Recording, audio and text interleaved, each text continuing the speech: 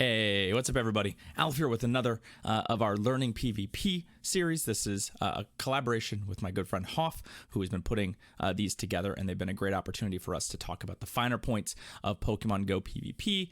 In this episode, we're going to tackle a lot of team building and moveset selection, which I think is a really good place to start. We do reference some homework at the end, and by reference, we walk through it. You can do that on your own, or you can join our Discord, where we got a channel where you can submit that and get feedback on it. It's more of a sort of comprehensive lesson. This is useful to listen to, but it's also useful to actually put it into practice and try. So I hope you are enjoying these videos. Let me know in the comments what you might want to see. We have a whole series coming, but I'm going to make some supplementary content for y'all. But anyway, I hope you enjoy, and we'll see you next time. So this week, the plan is to do Moveset Selection, which is a relatively short section.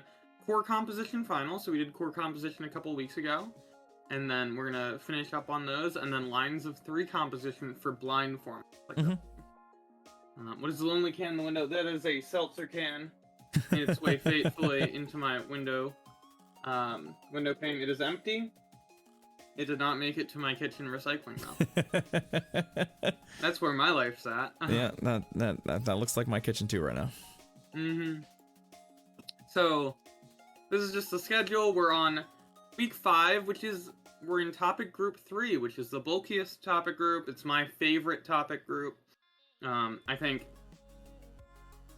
my favorite part of PvP and what I tend to bring to a team or to an environment is going over teams. It's a running joke. My nickname in the Girls at PvP server is Hoff, and then my time zone, and then it says ask me about teams, because I'm really happy to review teams, to go over team building points, all of that. I would say actually the ins and outs of playing the game of playing Pokemon Go at PvP, I'm relatively soft on compared to a lot of other top battlers. I wouldn't say, compared to the layperson, I'm pretty skilled. I'm the manager for the E4. I'm a member of the E4. I am very good at looking at teams and saying, this is soft, this is, maybe a mistake. Toshi, maybe you shouldn't bring 4 water types this week. But I'm not as much like quick reaction in the moment stuff. All right, you ready to dive in? Let's go in. Okay, let's do it. So Moveset Selection. In most cases, this is a straightforward answer, and PvPoke luckily has the answer for a lot of these. There's only one moveset. They actually only have 2 moves on that Pokemon.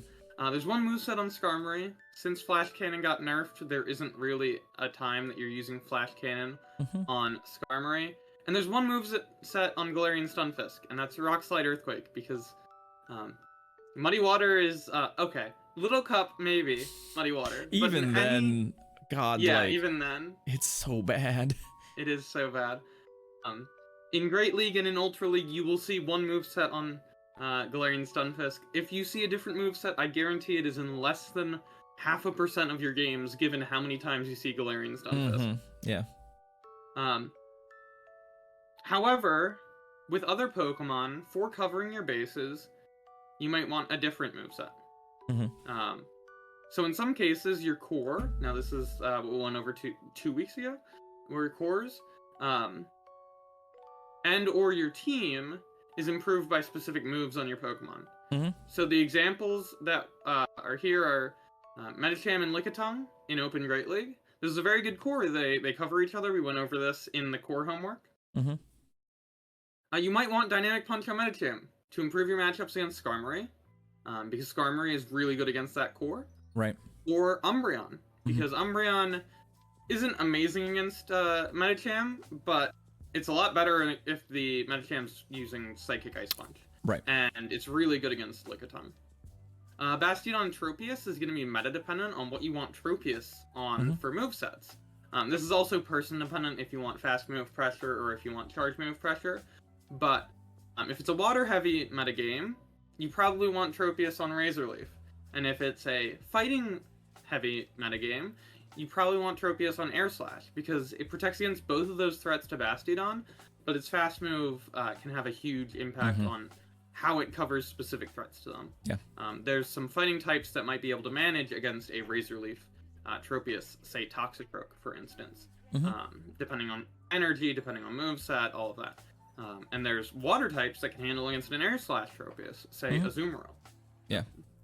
So that can be dependent. Powder Snow versus Charm A9 is very meta dependent and also very team dependent. We went over like Powder Snow might be better if you're pairing it with Jellicent, because a Venusaur would break up that duo if the A9 was on Charm, for instance. In the bottom here we have the poster child for moveset selection, for moveset diversity. And this is going to be more of the case in self-style formats, specifically faction-style formats. When you can determine your moveset after you've seen your opponent's team. Right. But Mew is also just really good in covering your bases. There's the very common Wild Charge Surf moveset. But say that you need more coverage against Steel types, you might want the Flame Charge Wild Charge moveset, for instance. Or if you want, better coverage against Grass types, you might bring Flame Charge. So Mew having the widest moveset in the game of any Pokemon in Pokemon Go PvP is really the huge poster child for, I can vary this moveset for my team. The Mock mentions in chat Surfetched is really good. Hypno's kind of the secondary to Mew, another bulky psychic type. Bulkier than Mew even, but has a lot of moveset potential with different coverage options. There's quite a few, and then again, there's Pokemon like Greedent, Skarmory, Galarian Stunfisk, where it is what it is. But that's about all. Moveset selection's a really short bit, but it ties so closely into cores and team compositions that I think it's important to go over. You use your moves to balance out your teams and to balance out your coverages. So core composition final. So how do we tie this all in a nice little bow? We're going to tie in previous lessons. So our first lesson was on IVs and PV Poke. And we see at the top here, IVs matter a lot for what you're doing with your core and with your line of three. When it revolves around individual matchups, and specifically the lead position. As we went over in week 1, IVs matter more in the lead because you actually get that 1v1 equal energy, equal health matchup. So, for instance, Swampert Community Day was yesterday, or Community Day Classic was yesterday. Famously, in kind of some things that I saw circulating from Ryan Swag, there's IV spreads that help you against Medicham and Deoxys defense. Well, what team do we see Swampert in at times that would benefit from having IVs for Medicham and Deoxys defense? Well, Swampert, Skarmory, G-Fisk is a pretty common team. Swampert Double Steel. It is arguably ABB in some ways because it's double ground, or ABA in some ways because it's double ground, or ABB in other ways because it's double steel. Now, why am I using the terms ABA and ABB? Well, we're about to get into that in the next few slides. But this team, you would want your Swampert IV spread to perform better against Medicham and Deoxys defense because those two Pokemon threaten multiple members of this team. If they beat Swampert, they also are good against either Skarmory, in the case of Deoxys defense, or G-Fisk, in the case of Medicham. So, that's a point where IVs are important. For movesets, it would come into something like a Mew team that has 2 in the back that are weaker to, or even just 1 that is weaker to grass, say Mew, Venusaur, and Swampert. You wouldn't want a Mew that's on Surf Wild Charge, for instance. Now, a reminder around cores, the perfect core, quote-unquote, by typing, can be undone by power differences among Pokemon. Because it matters how strong your Pokemon are individually beyond just their typing. A team that is, Seismitoad and Durant. Well, Seismitoad protects Durant very strongly against fire types, and Durant protects Seismitoad very strongly against grass types. But I don't think you're going to succeed that much in Go Battle League or in PvP in general if your perfect core for your team is Seismitoad and Durant. Right. And that's because those Pokemon are relatively weak in the structure of Pokemon Go PvP. I would say those are round 5 or round 6 picks in drafts, if even picked then. Right. And that's for a reason. There's stats issues, there's moveset issues, there's issues that cannot be resolved right here in this conversation that cause things to matter beyond typing. Mm-hmm. I would much rather have Swampert and Skarmory. I'm going to go back to Swampert and Skarmory because it's a very easy example of the core. And again, PvPoke is a very good tool to have, and it's really a really good tool for recognizing strong teams of 3, as we're going to get into, strong cores, as we went into previous weeks, and where you might want specific movesets. It'll show you Pokemon that your team is weak to if you use the team builder function. And you can say, oh, I'm weak to a bunch of fire types, but I'm also weak to a bunch of fighting types. What's a Pokemon that resists fighting but is good against other fire types? And you might say, oh, Victini. Victini takes resisted damage from, fighting, but does confusion against fires. I was going to sort of punch home a point, too, about how IVs play into this. You should never not play a team. Never not. That's great. Yes. That's great. Because say, in this case, your Swampert doesn't have the optimal IV spread to be slightly better against Medicham and Defense Deoxys. It's important that you know that, and potentially that, these threats are there. This is something we'll talk about, I'm sure, with team building, is that, one of the things that happens when you build teams is you have to have identified your own threats so you can prioritize how to sort of spend your resources, especially in the way of shields, to make sure you win matchups, right? Yep. And knowing, for example, that your entire team is going to struggle against Medicham and Defense Deoxys means that you're going to prioritize and take advantages anytime you can sort of make sure that those Pokemon die because they're good against your whole team, and that it's likely the rest of your Pokemon can handle whatever they've got. So it's obviously great to know, for example, if you've got the Mantine that beats Venusaur in the lead. That's a super important thing to know because it allows you to stay in that matchup. And this is why targeted IVs in the lead are so beneficial, because you can, especially when those IVs switch or flip surprising matchups, it can be very useful to have that Pokemon available to you. This was there was like some Pelipper spreads that beat Stunfisk and that sort of stuff, where like having that ability meant that you knew something your opponent didn't. You could leverage that knowledge advantage, but often you won't be playing in exactly those clean scenarios. So don't feel like you have to have achieved exactly the perfect IV spread to run a core or a team, because you're better off simply trying to play it and learn it. But yeah, so that's all things that come into play, like for your core, and then into your line of 3. But to actually get into lines of 3, we get the very fun example at the bottom. Yes. My favorite. There are 3 general designations that people will denote lines of 3 with. ABB, which is a very traditional line. It's, I would say, the most common in Go Battle League at this point. ABC, which is also pretty conventional as a duo core plus pivot, or 3 separate cores that work together. And then ABA, which is, I would say, the least common, and only rarely seen either in GBL when just trying to get quick wins, or in Sylph in, I would say, more desperation styles, and I'll explain that later. So these letters denote the role that Pokemon will play on your team. So ABB teams, the A is one type of Pokemon, and then the Bs are a different type of Pokemon. So this would be here, Bastiodon, and then 2 Razor Leaf users. You have a Steel and Rock type. This is a tank, as some people would denote. And then you have 2 Anti-Fighters and Anti-Waters. These 2 Pokemon cover Bastiodon really well, because Bastiodon is double weak to fighting. It's double weak to ground, and then it's single weak to water. Well, these Pokemon resist fighting, and they deal super effective damage to water and ground.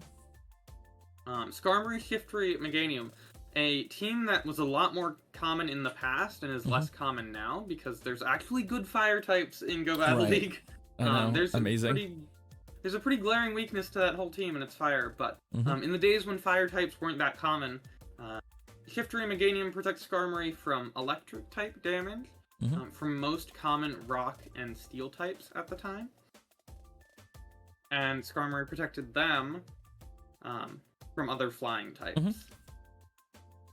So these teams aim to play around a lost lead by bringing out the counter to their grass type, defeating it, and then closing it out with another strong grass type. The way this plays out in fashion, that I'll give the classic example of, is you have Bastiodon, and then you have Shadow Victory Bell, and then you have Tropius.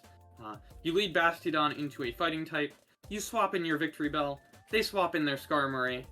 They only had one Skarmory on their team, and Bastiodon takes it out, and then Tropius swaps their Medicham, or sweeps their Medicham and their Azumarill. There's kind of a classic example of it. They're naturally imbalanced by design.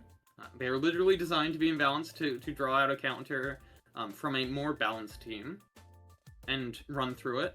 But they tend to do very well in blind formats because of that. If your ABB beats the opposing ABB as well, you just win. And then even in Sylph, you tend to run this to an extent, but it's usually less cut and dry. Or I'll say, even in Bring 6, Pick 3, because Sylph is a little exclusionary at this point, even with regionals coming up, with other formats taking off. This isn't meant as an insult to Sylph, but rather like the game has really evolved from when these lessons were originally put together, and it's in multiple facets. So if you don't have two things that cover your lead, you risk being caught in a losing matchup. If you run Whiscash, Tropius, and Talonflame, this was back in Venture Cup that this slide was put together. If you don't have the two covers for grass, you might get stuck. If you run Whiscash, Tropius, and something neutral to grass, something like a G-Fisk, and they have a grass lead, you kind of just get stuck. And while generally speaking, when a team is referred to as ABB, they tend to mean teams that are very much hyper built for this. This is the Bastiodon double Razor Leaf. But as a rule, many high quality GBL teams are ABB to an extent, because blind formats, you need to make sure that you've got options for covering that. And while you're going to hear this mostly referred to, as an ABB team or a whole team, Grass Hole or Charm Hole, or any of these teams where you run two sort of problematic fast move pressure mons in the back with a protector in the front. All teams that are well constructed should have an element of this. Some setup so that if you lose your lead in a blind format, your back two Pokemon protect your lead Pokemon. You won't hear a team where, your team is ABB against Azumarill referred to this way.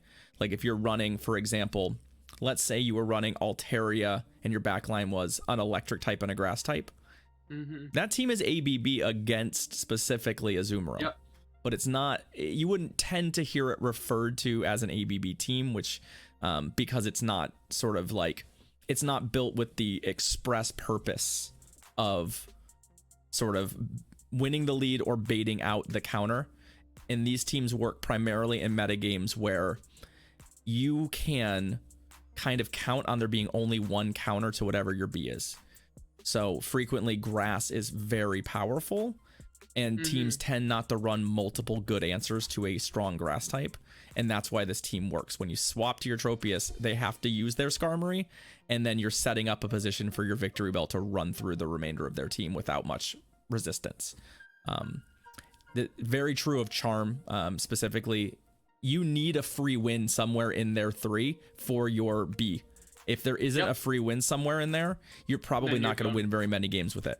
And so that becomes very meta dependent on whether or not this actually is good. Yeah, I'll give you one, and this is where sometimes ABB and ABC can get blurry, can get a little Mm-hmm. bit together one another. Um, G-Fisk, Venusaur, Pelipper is the Yep. team that you Mm-hmm. ran quite a bit before. Well, that's ABB because you have two anti-fighters, and you Mm-hmm. have two anti-Azumarils in the back. Right. You have two anti-Swamperts, two anti-Mud Boys in Mm-hmm. general, to protect that Galarian Stunfisk. But you also have a bit of ABC Mm-hmm. because, as we're going to get into with ABC, um, G-Fisk and Venusaur is a good core. Mm-hmm. G-Fisk and Pelipper is a good core. And Venusaur and Pelipper's actually a Exactly. pretty good core. Because Venusaur tends to beat a lot of the electric types, Mm-hmm. Pelipper tends to beat a lot of the fire types, um, which makes it interesting. Right. It's a interesting dynamic, and it could go either way. That's why a lot of this homework is asking you to explain your reasoning behind the Right. designation Mm-hmm. rather than just putting a label and calling it a day. Absolutely. I think it's important to know that these are not mutually exclusive categories. And while they're helpful in sort of describing the sorts of teams that work and why they work, it's also important that you know that even a good, ABC or ABA team probably has elements of ABB within it. Otherwise, it's probably going to struggle against certain scenarios. So it's just something to keep in mind that it's not always as cut and dry as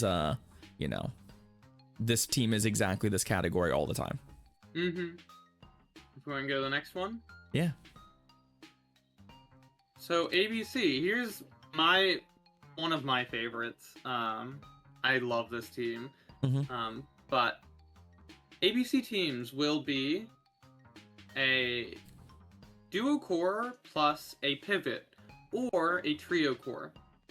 So we have 3 examples there: Azumarill, Altaria, G-Fisk, Swampert, Skarmory, Vigoroth, Azumarill, DD, Umbreon. Mm-hmm. The last one is the Not a Spoofer team, if I recall correctly.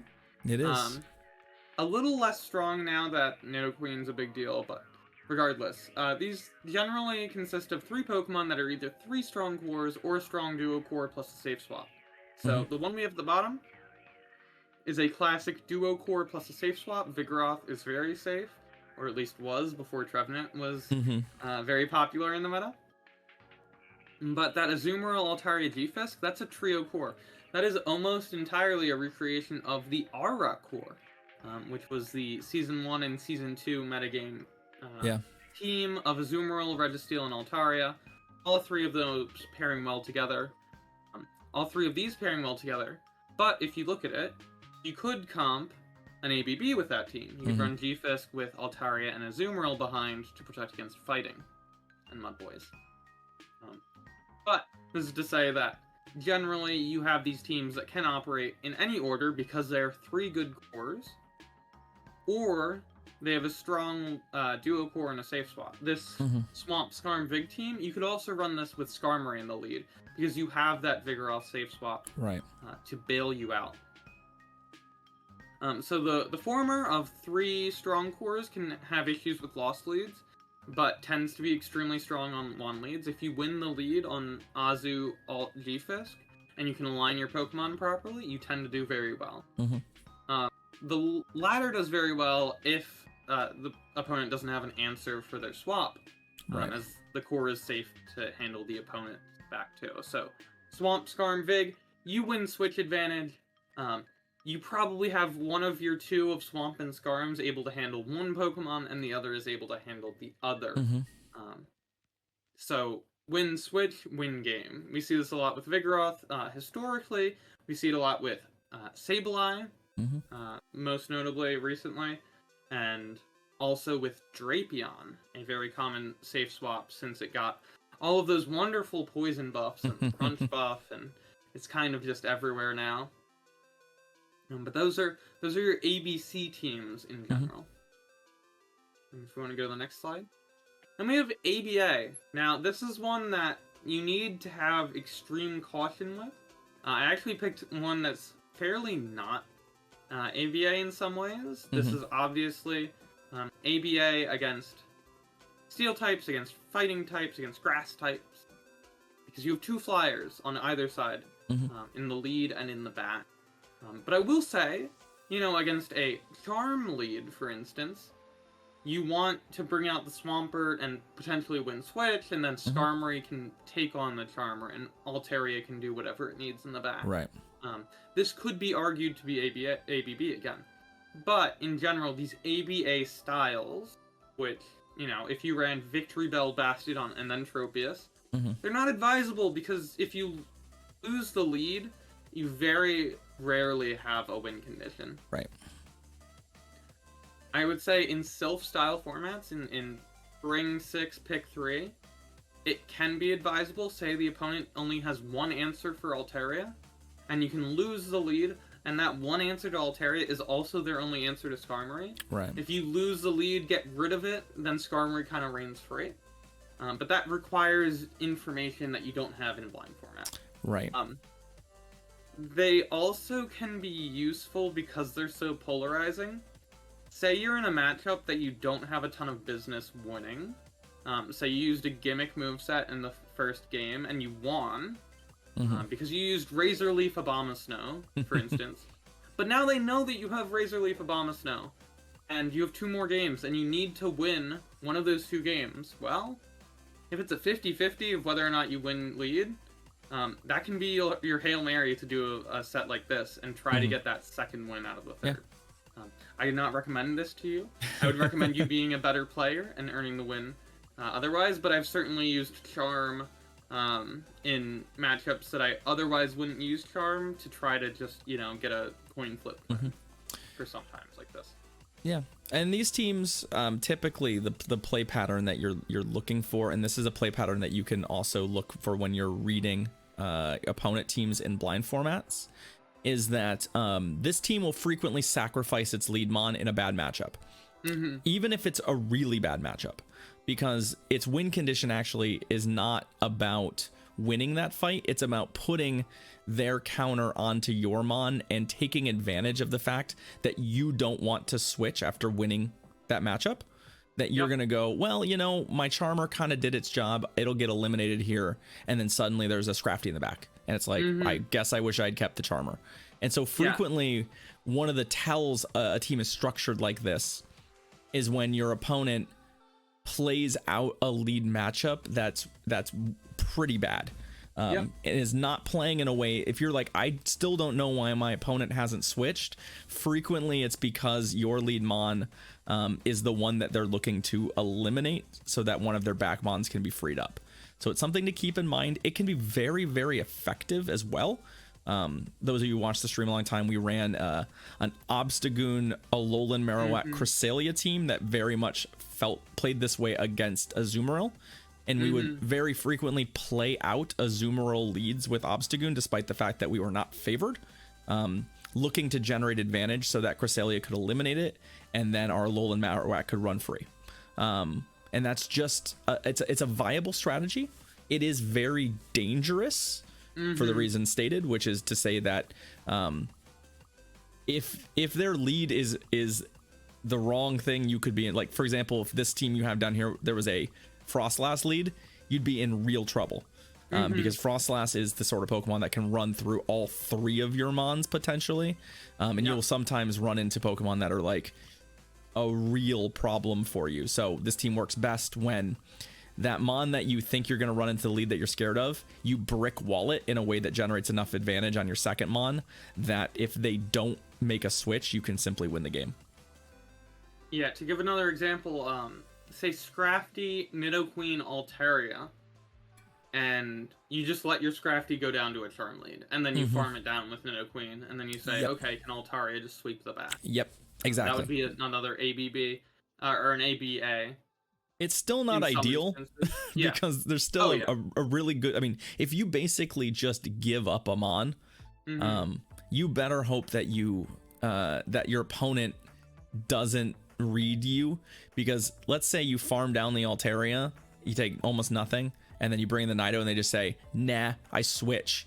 Well, suddenly you now have that Charmer and one of your remaining mons is a Scrafty. Like, there's still a good chance you lose that game because you essentially just decided to play a 2-on-3. So you really have to hope your opponent doesn't read that.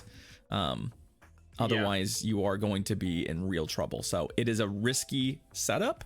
But it's also worth noting, as we talked about, all of the sort of fact that these teams are similar in some ways. Some teams are more than one of these at given times. You might have built a really fun ABB team that's actually ABA to a certain lead, and that your play pattern should actually be play it like an ABB in that scenario. Even more common, you might be running ABB and they might safe swap into something that your actual best plan is to let your team play ABA against and simply say, I stay in here despite the fact this matchup's not good for me, because if I just chase your switches, I'm actually going to end up in a worse position. Which is pretty common with Sableye safe swaps. Sableye gets really powerful if you give it a Shadow Claw advantage, and it frequently gets safe swapped into matchups that it doesn't really win if you have a fast move advantage over them. So that was like with that Venusaur team where like people would safe swap their Sableye into my Venusaur and go, Venusaur is my only Pokemon that can beat it because I'm up a Vine Whip. Everything else is going to lose to Sableye. Yep. Right. But because you force them into the safe swap, then... Right. And yeah, for example, Mandibuzz, the team I'm running literally for Halloween Cup, like if they swap a Mandibuzz into me, I just have to stay in and fight it out. There's really no scenario for me otherwise. So there's just nothing I can do there. But even less so, like I think Sableye is the poster child for that, where like frequently, as counterintuitive as it is, the actual best plan against Sableye is to not switch. If it comes in, just eliminate it. So definitely. But yeah, that's it for the lesson here today on these teams. Next slide is homework. Ooh, let's take a look at our homework. There's actually a robust amount of homework this week. Ooh, robusto, you say? So much of this is textbook stuff. It is studied. Why does my team work this way? How do I make it better in this way? It's stuff that you don't just get natively. I'm at the point where I can, oh, well, I'm leading Umbreon. Well, I can just put 2 poisons in the back. Right. Do these actually work? Does Dragalge beat Charm? Well, not really, so maybe I want a different poison. You start to, especially the longer you play a meta, depending on what meta it is. For Open Great League, for instance, I just have so many reps of it that I can structure things like that kind of in the moment. But you want to be, experienced with doing the actual legwork of it, looking up, hey, what matchups does this lose? What typings does this struggle with? A lot of this can be gained through just knowing typings. What does Alolan Marowak struggle with, and how do I cover that? If you want to go through the specifics, we have Medi, Bastiodon, and Galarian Stunfisk. Now, Ken, do not answer these. But I wanna. I know. We have Scrafty, Skarmory, and Drapion. I am actually shilling my own teammates' team. This is one of House Stark's favorite teams. Ferrothorn, Azumarill, and Sableye. I ran this team to Legend in like Season 3, maybe Season 2 of GBL. I think usually Abomasnow replaces Ferrothorn now, but still works.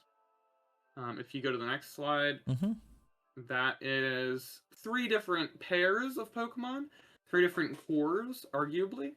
I want you to make an ABB, I want you to make an ABC, and an ABA for each of them. This is 9 specific questions, and then examples of why you did it that way. Sure. And then the last slide should be... Oh, wait, there's one more. Right. Movesets. So these are 3 Pokemon that have dynamic movesets. Azumarill, Hypno, and Mew. A little more dynamic for Hypno and Mew than Azumarill. And then the metas for them. So Open Great League for the first one, you have G-Fisk, Galvantula, and Azumarill. The second one is a remix style format. We haven't had Great League Remix in a while, but presume that Azumarill and Defense Deoxys are banned. Sure. That's because those are 2 Pokemon that this team would struggle with and will impact how you would comp your Hypno to cover those 2 Pokemon. And then the third one is Retro Cup. So there's no Fairy types, there's no Steel types, and there's no Dark types.